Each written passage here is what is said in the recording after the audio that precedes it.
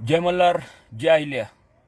माझ्या महाराष्ट्रातील तमाम धनगर बांधवांना, सर्व भगिनींना सध्या या लाईव्हच्या माध्यमात काही विषयांवरती, काही ज्या घडामोडी घडल्या या 4-5 दिवसात आणि जे अनपेक्षित होतं, अशा पद्धतीने जे काही घडत गेलं त्या बाबतीत आपणा सर्वांशी संवाद साधायचा होता. कारण 3 दिवसापूर्वीच नाही, 2 दिवसापूर्वी मी लाईव्ह आलो होतो आणि दीपक भाऊ बोराडे आणि कार्यकर्ते यांच्या बाबतीत जालन्यात जे घडलं आणि जे चाललं होतं त्या बाबतीत मी आपणा सर्वांना परवा दिवशी बोललो. पोलिसांनी, पोलीस प्रशासनाने अख्ख्या जालन्यामध्ये जेवढे पण आपले बांधव आहेत त्या सर्वांना ताब्यात घेतलं. अनेकांच्या घराबाहेर रात्रीचे पोलीस गेले. त्या ठिकाणी अनेक ठिकाणी जाऊन त्यांनी जेवढे पण आपले बांधव आहेत त्या सर्वांना नोटिसा दिल्या, काहींना धरपकड केली. आणि हे सगळं करत असताना ज्यावेळेस माझं तिथल्या दीपक भाऊंसहित अनेक लोकांशी सकाळी बोलणं झालं, त्याच्यात त्यांनी सांगितलं की अशा पद्धतीने चालू आहे. सरकारची जी काय घाबरून भीतीने अगोदरच जी काय मी म्हटलं जसं थोडी नाही चांगलीच फाटली. आणि मग पोलीस प्रशासनाला पुढं करून कशा पद्धतीने आपल्या कार्यकर्त्यांना, आपल्या आंदोलनकर्त्यांना कशा पद्धतीने पोलीस प्रशासनाला पुढं करून त्यांनी कशा पद्धतीने जाणून बुजून घरातून उचलणं किंवा त्यांच्यावर कारवाई करणं, नोटिसा बजावणं. काहींना आपण बघितलं असेल व्हिडिओ की हाताला धरून, म्हणजे कुठेतरी एखाद्या गुन्हेगाराला, सराईत गुन्हेगार कसा असतो त्याला तरी कदाचित मान सन्मानाने करत असतील, पण आंदोलन करते जे आपल्या समाज बांधवांना न्याय देण्यासाठी शांततेच्या मार्गाने आंदोलन करतायत, अशा आंदोलनकर्त्यांना तुम्ही कशा पद्धतीने वागणूक देता पोलीस प्रशासनाला पुढं करून, हेच वरूनच या सरकारची नियत आणि किती जातीबद्दल असणारा द्वेष तो परवा दिवशी दिसला.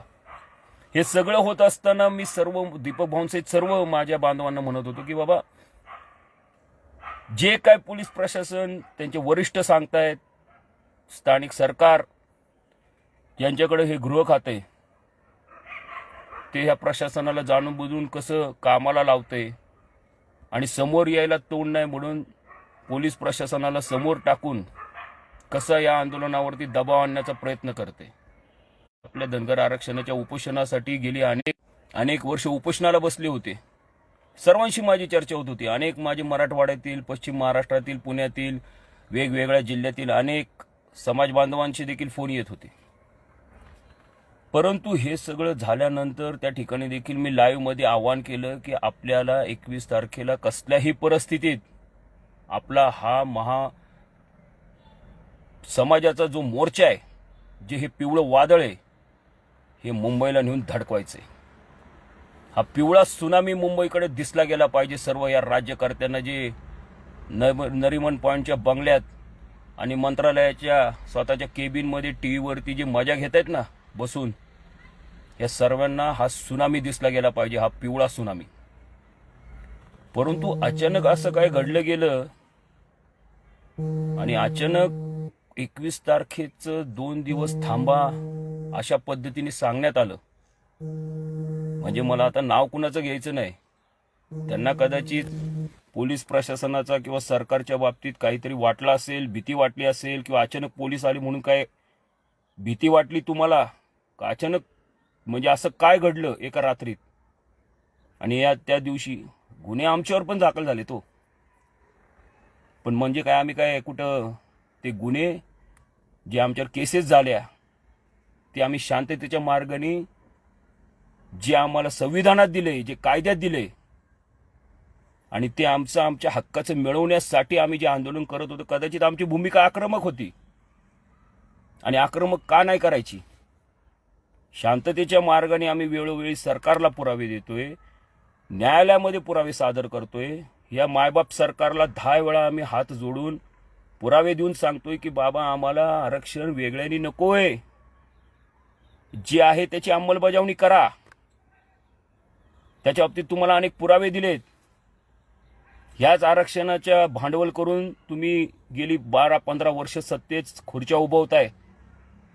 हे सगळं आम्ही वेळोवेळी पुरावे देऊन, मेळाव्यातून सांगून, चौंडीला ज्यावेळेस येत होते थोबाड घेऊन ही सगळे राज्यकर्ते, मंत्री, त्यांच्या समोर अनेक आमच्या बांधवांवरती पोलिसांच्या काठ्या लाठ्या पडलेल्या आहेत.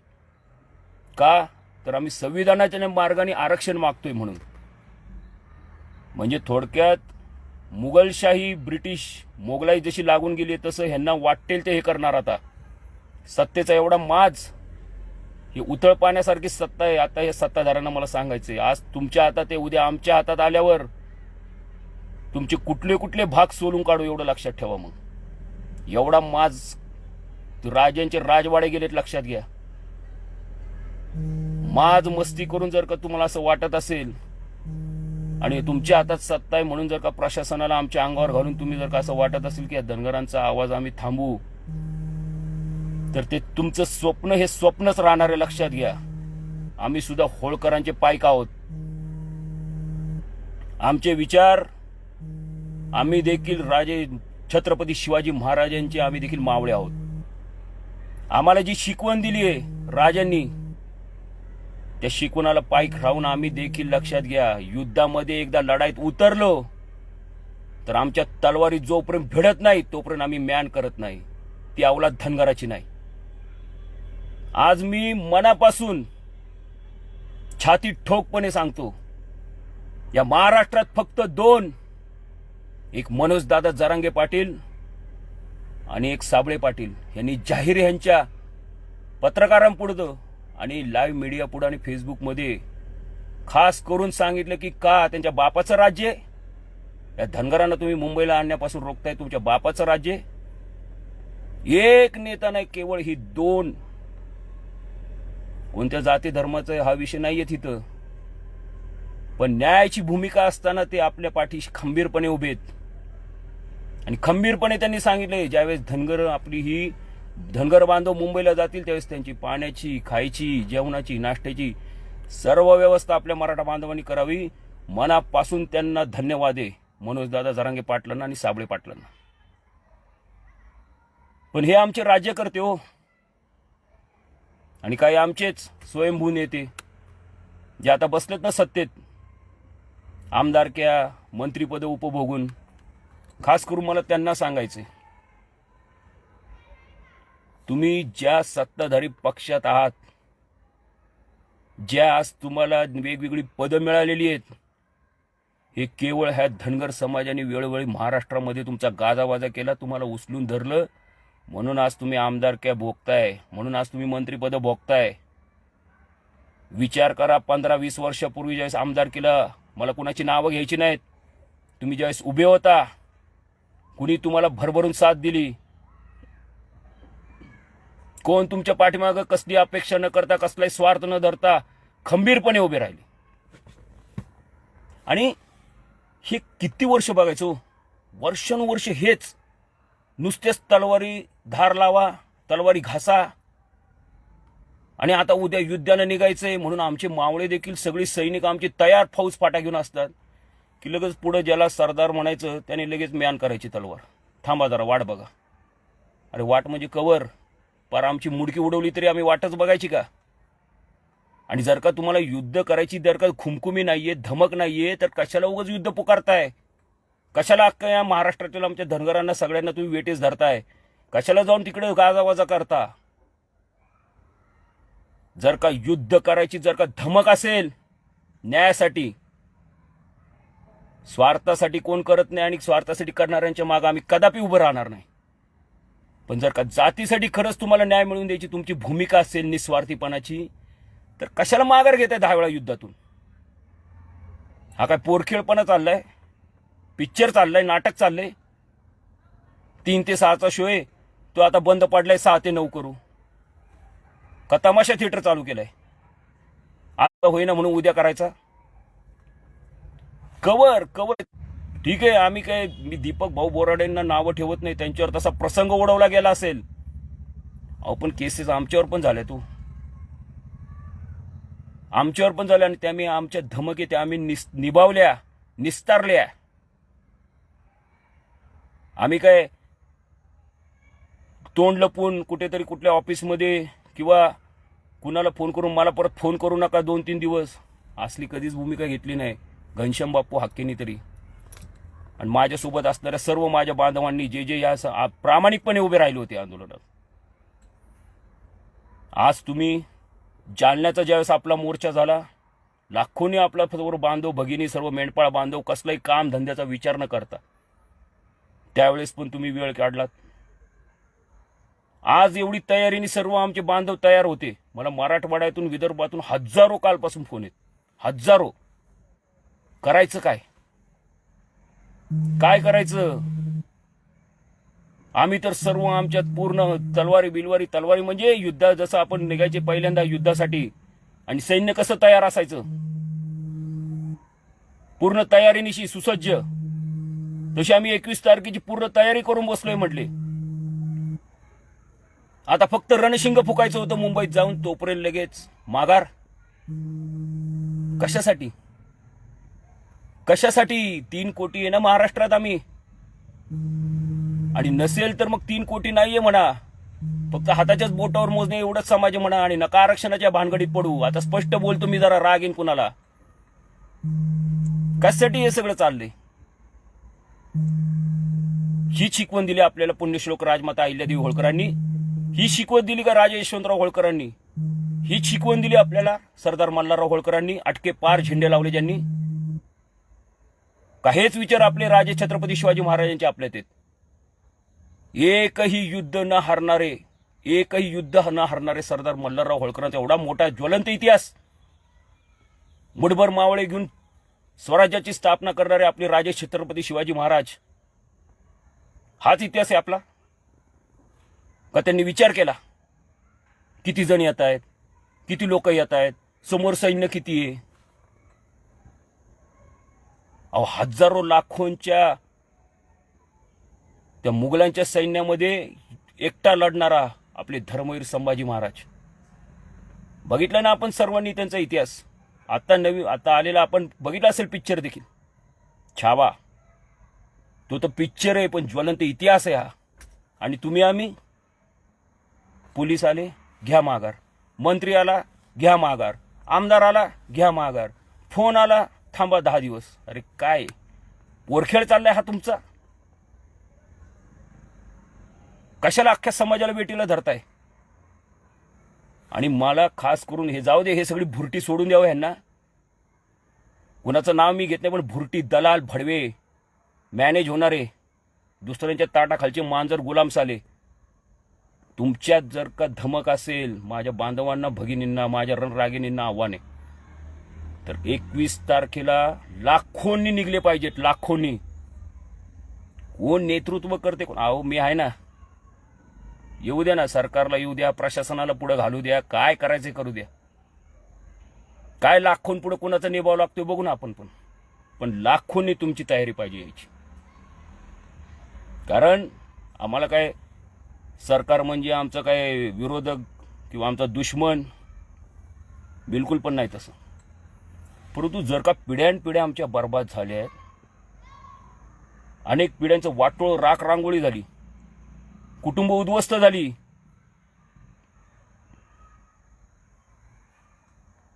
कवर ग बसायचं आम्ही देखील. का ग बसायचं? कशासाठी? म्हणजे दुसऱ्यांना वेगळा नाही आणि आम्हाला वेगळा नाही, ही आहे का तुमची भूमिका? का धनगर आपली नावं काना मात्रा नाही म्हणून अशी शांत निर्मळ आपल्या नदीसारखे राहतात म्हणून काही समजता? एक तर कुणाच्या वाट्याला जात नाही, आणि वाटाला गेला तर त्याची वाट लावल्याशिवाय सोडत नाही, एवढं देखील ध्यानात ठेवा या सरकारने. शांत बसतोय याचा अर्थ संत समजू नका. मग आमच्यातले जर का होळकरांचं जर का आमचं इतिहास जागा झाला ना, तर पळायला पळता भुई थोडी होईल. मी पण थोडंसं आता तुम्हाला या लाईव्ह मधून स्पष्टच, मला कारण की खोटं बोलणं आणि रेटून बोलत असलं मला येत नाही, जे ते स्पष्ट बोलतो. ज्यावेळेस जालन्याचं ते आंदोलन झालं त्याच्यानंतर मी सुद्धा थोडंसं या सर्व गोष्टींचं फक्त बघत होतो सगळं आणि विचार करत होतो. कारण जो आम्हाला 25 वर्षाचा अनुभव आलाय, प्रत्येकाला नेता व्हायचे, प्रत्येकाला झाकी करायची, प्रत्येकाला बॅनरबाजी करायची, प्रत्येकाला सोशल मीडियावरती थोबाडं रंगवायचे, थोबाडं वाजवायचे बँड आगत. त्यामुळे मी सुद्धा या गोष्टीपासून थोडं लांब होतो. योगायोगाने ज्यावेळेस मुंबईला आमची भेट झाली आणि तिथं त्या ठिकाणी मला ज्यावेळेस दीपक भाऊ बोराडे आणि बाकीचे सर्वांनी त्या ठिकाणी बोलणं झालं, मी म्हटलं चला मुंबईला आता हे शेवटचं अखेरचं युद्ध होणार आहे, चला आपण सरसेनापती किंवा सेनापती नाही हो, त्यातला एक सैनिक एक मावळा म्हणून आपलं पण त्याच्यामध्ये युद्धामध्ये सहभागी पाहिजे, म्हणून मी देखील त्या हिशोबाने माझं लाईव्ह केलं, अनेकांना आवाहन केलं, मिटिंगा घेतल्या, लोकांना देखील आवाहन करत होतो. आज काय माझ्यासारखे हजारो बांधव ज्यांना प्रामाणिकपणे इच्छा आहे 21 तारखेला मुंबईला जाऊन आपल्या हक्काच्या आरक्षणाची अंमलबजावणी करूनच घ्यायची, काय त्यांनी काय आज दाखवावं तोंड. हे दीपक भाऊ चुकलात तुम्ही, मी स्पष्ट बोलतो. तुमची भूमिका ही पाहिजे होती, पोलिसांचं काम करतात करू द्यात, आमचा पोलिसांशी बिलकुल पण विरोध नाही, पोलिसांशी आमचा बिलकुल पण वैर नाही, परंतु 21 तारखेला सर्व बांधव भगिनी मुंबईच्या दिशेने निघायचंय. का आपल्याला तोडफोड करायची होती, जाळपोळ करायची होती, गाड्या अडवायच्या बिलकुल पण नाही. आझाद मैदान इथे शांततेच्या मार्गाने आम्ही आमचं आंदोलन करून त्या ठिकाणी सरकारला फक्त जाब विचारून आमच्या आरक्षणाची अंमलबजावणी करून घेणार होतो, एवढाच आमचा उद्देश होता. आत्ता देखील मी कालपासून मला हजारो कित्येक सगळ्यात जास्त मराठवाड्यातून फोन येतोय. आम्ही 100 गाड्या केल्यात, आम्ही 50 गाड्या केल्यात, आम्ही कुठेतरी 30 गाड्या केल्यात, अशा अनेक गावागावात. काही तुम्ही त्यांना रूपरेषा नाही, पुढचं मार्ग दाखवत नाही, दिशा देत नाही, झालं संपलं आंदोलन. संपलं म्हणजे काय, म्हणून म्हणलं हा काय तमाशा थिएटर. काही तुमच्या मनाला वाटलं तुम्ही करायचं, काही वाटेल तसं काही बराळायचं, आणि आमच्या बांधवांनी शांत बसून चला घ्या माघार. परत अजून एक दुसरा कोणतरी काही दिवसांनी महिन्यांनी अजून एक कोणतरी सेनापती तयार होईल, चला जायचं दिल्लीला. अहो तुमची जर का खरी मनापासून इच्छा असती आणि सगळ्यांची जर का खरी मनापासून एकजूट होऊन, एक ताकद होऊन, एक मुखाने जर का आपण मुंबईच्या दिशेने निघू, तर या सरकारने सरकारच्या बापाला देखील आरक्षण देणं हे भागच आहे, अंमलबजावणी करणं. बरं काय नव्याने मागतोय आपण की बाबा आम्हाला आरक्षण नाही आणि दुसऱ्यांच्या ह्याच्यातलं काढून द्या आम्हाला? अरे बिलकुल पण नाही. धनगर समाजाची तशी इच्छा पण नाही रे, आमची तशी वासना पण नाही, मनोकामना पण नाही आमची तसली. पण आमच्या हक्काचं घेत असताना देखील आम्हाला ही असला तुम्ही दुजाभाव करताय. आता तुमच्या विधानसभा, लोकसभा, स्थानिक स्वराज्य संस्था सगळ्या तुमच्या बुडाखाली आल्या, त्यामुळे तुम्हाला देखील थोडं अजून छाती 56 इंचची कदा ती 96 इंच झाली असेल.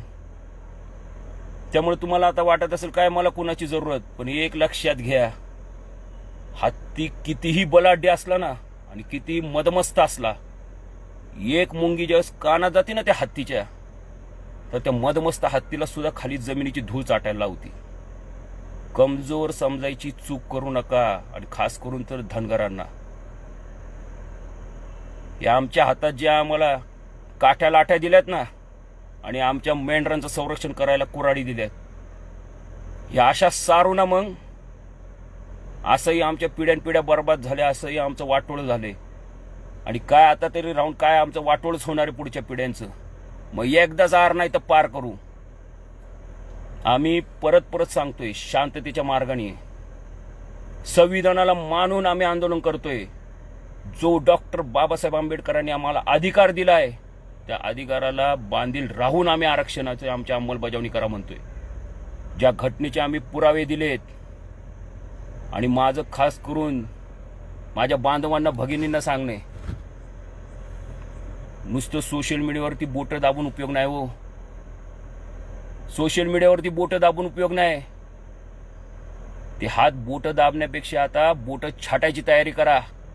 ज्यांनी आपल्या आरक्षणाच्या जातीच्या प्रमाणपत्रावरती जी खाडाखोड केली, जे आपल्या धनगर आणि धनगरांचा नावाचा खेळ केला ना, असली ही जे शाहिस्तेखानाची अवलाद येत नाही, ह्यांची बोटं छाटायची वेळ आली आता. म्हणून निर्णय तुम्ही घ्यायचा आहे. उद्या घनश्याम बापू आहे, गोपीचंद पडळकर आहे, दीपक भाऊ बोराडे आहेत, गणेश केसकर आहे, चंद्रकांत वाघमोडे आहेत, अनेक नेते, अनेक. तुम्ही कवर असलं आहे सगळ्यांचंच ऐकत तुमचं त्यांच्या मागं पळत सुटणार आहेत.